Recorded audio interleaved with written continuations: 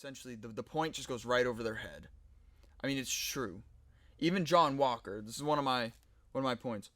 Like, John Walker essentially represents today's America. Yeah, I could see that. Whereas, like, Captain America represents the tone of America in the 40s, fighting in the war. Obviously, Steve has a lot more to him than that, but, like, you could make that argument very easily. Well, that's almost, like, Steve is undoubtedly a good guy. Like, he's actually... That's why he was chosen to take the serum. But he would do things like jump on a grenade to save everyone, or, without any protection. Like he had no... This was before the serum, in case... I mean, to jog your memory. And it almost does line up to, like, how that was when America was a lot more undoubtedly good. It's like, we're fighting Nazis. Selfless. Nowadays it's like, oh yeah, we're gonna go and fight, or we're gonna go invade this country for their oil or something. Like, we're not... Or we're starting a war on terrorism, and yet it only did one good thing for us, and terrorism is still a thing today. Yeah, I mean, if we eradicated terrorism, great. Yeah, you did your job. Terrorism is no more. Yeah, but us being there makes more of it. Exactly. Like, it's just funny because our perception, like, the people think of it the same way. We still, like, there's a lot of people that still just pretend that we're a great country going around, like, but we improving but everything. We aren't. But no, we just aren't. Ever since Vietnam, we weren't. I mean, possibly even before that. Possibly before, like, Korea. I mean, granted, Korea was. Some people consider it a victory. Some people consider it a stalemate. It's a stalemate. Yeah. Korea is split in two. Yep. It's a stalemate. But, like, we didn't win that. We haven't won a war since World War II. Yeah. I mean, it's just, you have to...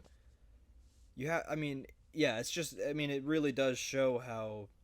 now you have a fucked up Captain America, that there's people undoubtedly in that world that are, like, pretending that it's the exact same person as Steve when it's not. Yeah, it's not. And in fact, it's a much worse version. He's a person with his own troubles, his own past, just like Steve. Yeah.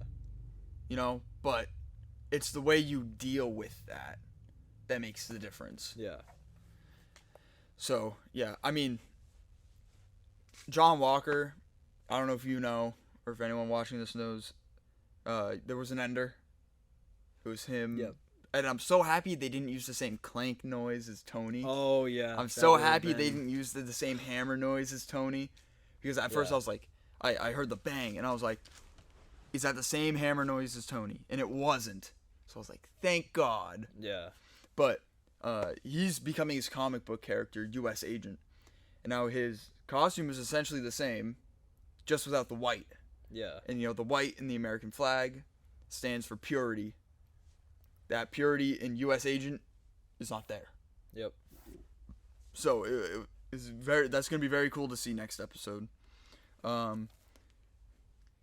couple of scenes, they kind of go hand in hand with each other. Is, like, Bucky dropping the bullets, like, holding up the gun to Zemo's head, pulling the trigger, but nothing coming out.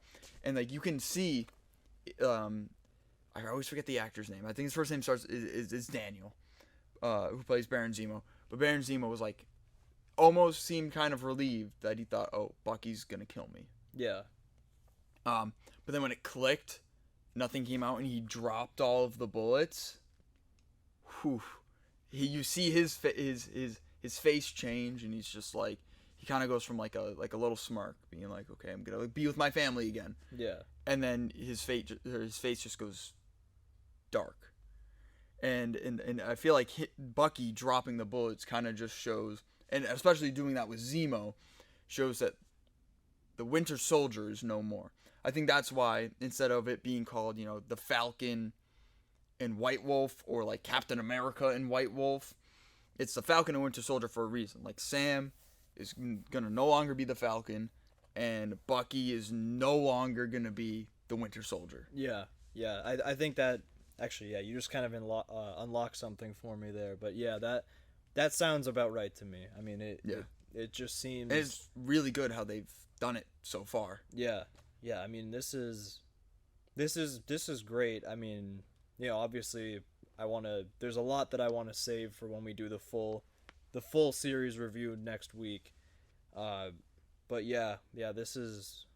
this really has been, I mean, it's a great show, great episode, I think. I mean, slowing it down, I mean, people, I kind of touched on this at the beginning of the show, but people really don't like when it slows down. Yeah. But like there's times where like when there's a chance to have a slow down moment and you need to have a big character moment, like you should. I mean, that there's a lot that needed to be discussed. At least, I thought so. Yeah. There was a lot to discuss just in general, and a lot of development for the characters' relationships as a whole. I mean, if you remember the talk between Sam and Bucky when, like, Sam was training with the shield. Yeah. Oh, that was great. Yeah, that talk was absolutely amazing. I think Bucky, and this was one of my favorite lines from the beginning, from the first or second episode, I believe, where Buck was saying, well, if Steve was wrong about you, then he was wrong about me.